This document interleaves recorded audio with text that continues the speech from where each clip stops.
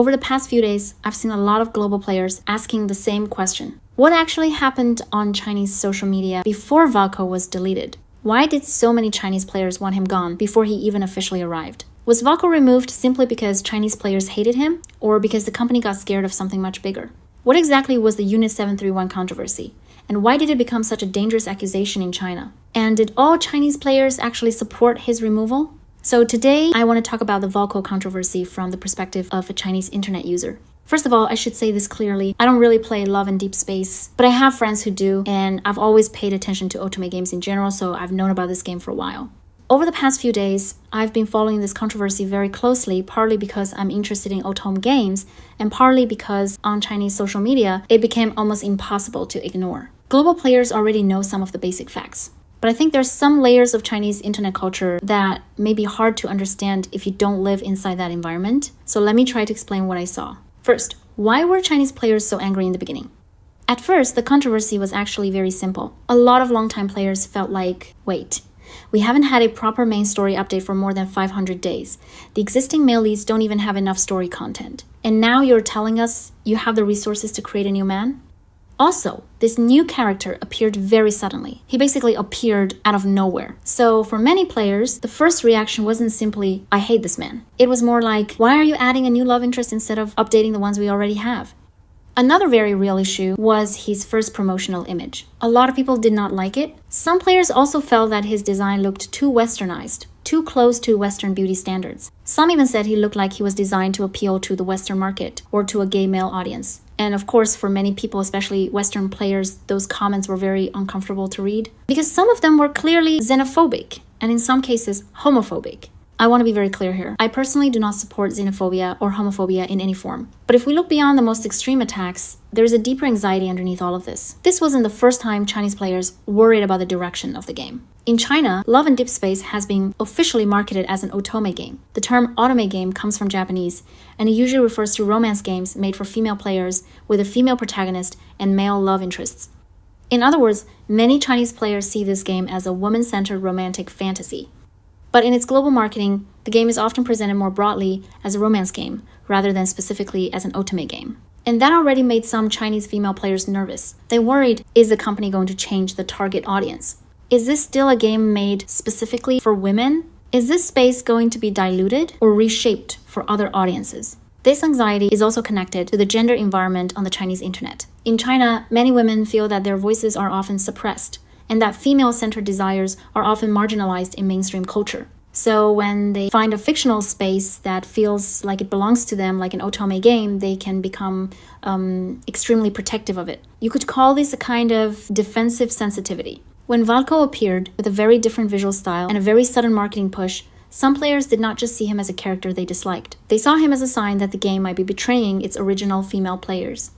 So the anger was not only, I don't like this character. It became, is this game still for us? Now, I do think that anxiety is understandable, but in this case, that anxiety also slid into a lot of exclusionary, homophobic, and aggressive language toward other players. That is where things became very ugly. Then the situation escalated. Under the official Weibo post announcing Valko, the number of comments quickly reached the millions. A large part of those comments were criticizing the company and demanding that the character be removed, but at first, the company did not back down. They continued to release new PVs and promotional materials for Valko. From the company's perspective, maybe this was just their planned marketing schedule. But for angry players, it felt like, you are completely ignoring us. So the anger kept growing. Then more controversies were brought up. One of them was about women's safety. In one of Valko's scenes, he enters the female protagonist's room through a window. Some players argued that this romanticized unsafe behavior and that it could remind people of real-life threats to women's personal safety. But many other players disagreed.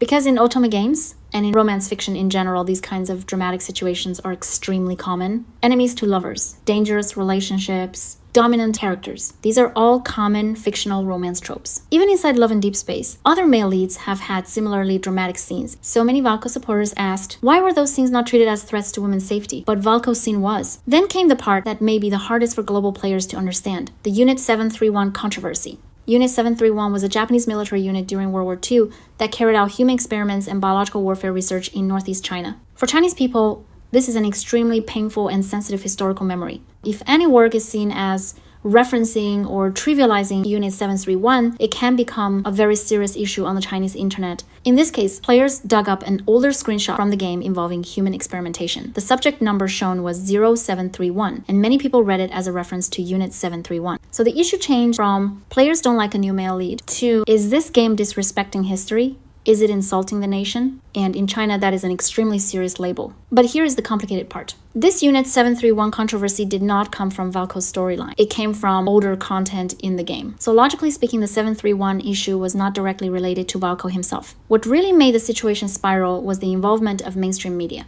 Over a short period of time, many mainstream and state-affiliated Chinese media outlets started reporting on the controversy, including outlets such as China Women's News, the Beijing News, and Banyue 10. Some accounts even used all 3 pin slots on their short video pages for negative reports about the game. The criticism focused on issues such as women's safety, historical sensitivity, and whether the game had disrespected national history. At that point, this was no longer just a consumer dispute between players and a game company. Especially in China, being accused of insulting China or disrespecting national history is a very serious matter. To make a rough comparison, imagine if a romance game was suddenly criticized by major outlets like the New York Times, the Washington Post, CNN, and national TV networks, all suggesting that the game had disrespected the victims of a national tragedy. I don't know exactly how serious that would be in the US or in other countries, but in China, this level of public accusation can be devastating. It can create huge regulatory risks. A game could be taken down, its content could be restricted, its public discussion could be limited. In extreme cases, even the company itself could come under pressure. So my personal guess is that at that point, the company was no longer most afraid of players disliking Valko. They were afraid that the controversy would keep expanding until it became a regulatory crisis.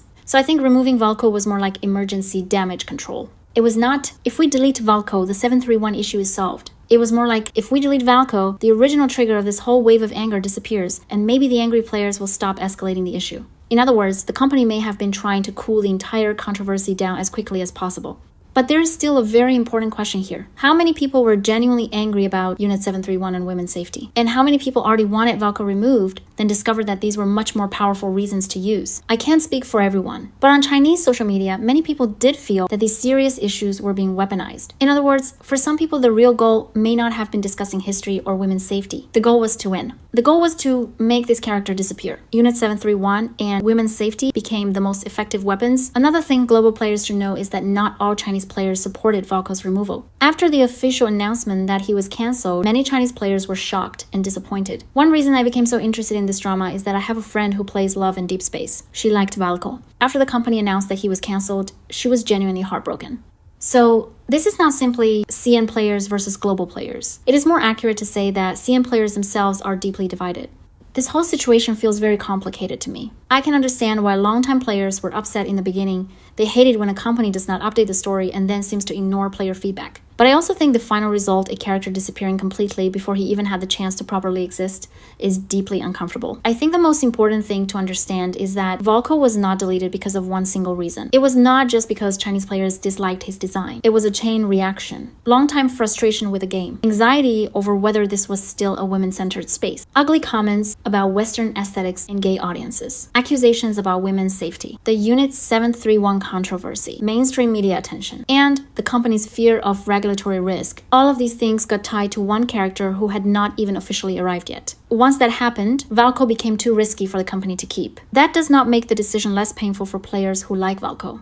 But I think it helps explain why the company reacted so quickly and why this controversy became so much bigger than one fictional character. I made this video because I wanted to make sense of what I saw from inside Chinese social media. I'm not here to tell anyone how they should feel, but simply to show how this controversy looked from the Chinese internet, how it started, how it escalated, and why it ended the way it did.